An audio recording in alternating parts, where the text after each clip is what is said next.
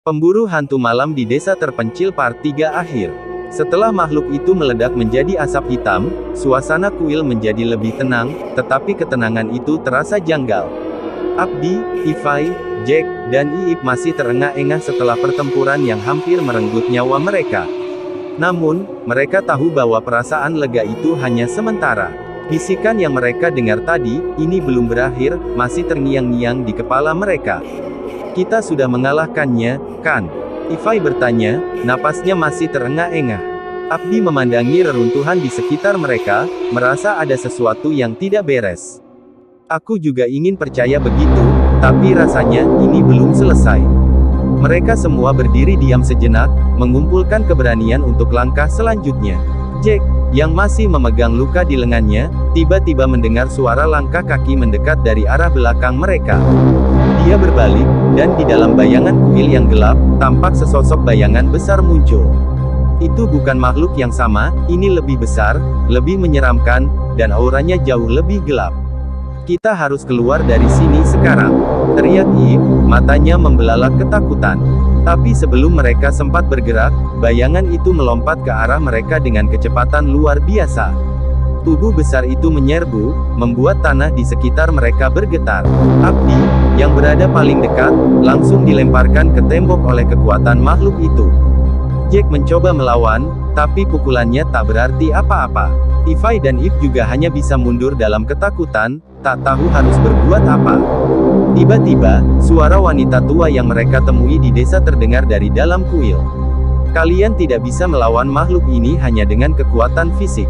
Suaranya menggema, namun tidak terlihat wujudnya. Ini adalah kekuatan dari masa lalu, dan hanya dengan menghancurkan sumber kekuatannya kalian bisa mengakhiri semuanya. Mereka menoleh ke arah sumber suara. Di tengah kuil, di balik batu besar yang runtuh, tampak sebuah altar tua dengan sebuah kristal hitam yang bercahaya lemah. Itulah sumber dari segala kekuatan jahat ini. Kita harus menghancurkan kristal itu, teriak Abdi, yang mulai bangkit kembali meski terluka parah. Ifai, Jack, dan Iip segera menuju altar, tetapi makhluk besar itu bergerak lebih cepat, menghalangi jalan mereka. Setiap kali mereka mendekati altar, makhluk itu menyerang dengan brutal. Namun, sesuatu terjadi, semakin dekat mereka ke altar, semakin lemah makhluk itu tampak. Rupanya, makhluk itu bergantung pada kekuatan kristal hitam tersebut. Ayo, kita hampir sampai. Abdi berteriak sambil memegang sisi tubuhnya yang sakit, namun semangatnya tidak luntur. Dengan kerjasama, mereka berhasil mencapai altar. Abdi mengangkat batu besar dan bersiap menghancurkan kristal hitam itu. Tapi sebelum dia sempat menghantamnya, makhluk itu melompat ke arahnya. Dalam detik-detik terakhir, Jack dengan cepat mendorong Abdi ke samping, menghindari serangan makhluk itu, sementara batu besar jatuh tepat di atas kristal. Dengan suara gemuruh yang memekakkan telinga, kristal hitam itu pecah berkeping-keping. Cahaya hitam yang menakutkan meledak dari dalamnya, dan makhluk besar itu mengeluarkan jeritan yang memilukan. Tubuhnya yang raksasa mulai menghilang, seperti debu yang ditiup angin. Dalam beberapa detik, makhluk itu lenyap, meninggalkan keheningan yang tak terduga. Mereka terdiam, masih bergetar karena adrenalin. Kristal yang dulu memancarkan cahaya gelap kini hanya serpihan tak bernyawa. Kuil yang tadinya penuh aura jahat kini terasa lebih tenang, meskipun kesunyian yang menggantung masih mencekam. Apakah ini benar-benar sudah selesai?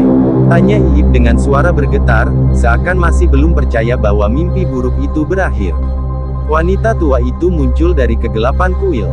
Kalian telah menghancurkan sumber kekuatannya. Roh yang menghantui desa ini telah bebas, dan kegelapan yang selama ini menutupi desa akan segera hilang. Abdi, Ifai, Jack, dan Iip merasa lega, meskipun tubuh mereka lelah dan terluka. Mereka tahu pertempuran ini telah berakhir. Wanita tua itu menatap mereka dengan tatapan dalam, lalu perlahan menghilang, seolah-olah dia hanya sosok gaib yang muncul untuk membantu mereka. Keempat sahabat itu berjalan keluar dari kuil dengan langkah berat, kembali ke desa yang kini mulai disinai cahaya fajar.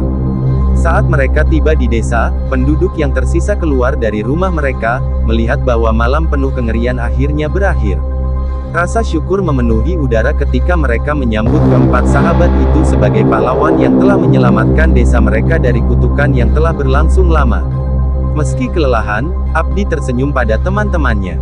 Kurasa kita bisa bilang, petualangan kita resmi berakhir. Evie, Jack, dan Iip tertawa kecil, meskipun tubuh mereka terasa sakit di setiap inci. Mereka tahu, pengalaman ini akan menjadi cerita yang akan mereka ingat selamanya.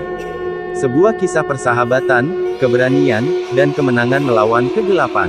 Namun, di balik semua itu, mereka juga tahu satu hal, ada banyak misteri di dunia ini yang masih belum terungkap. Dan mungkin, suatu hari nanti, petualangan lain akan menanti mereka. Tamat.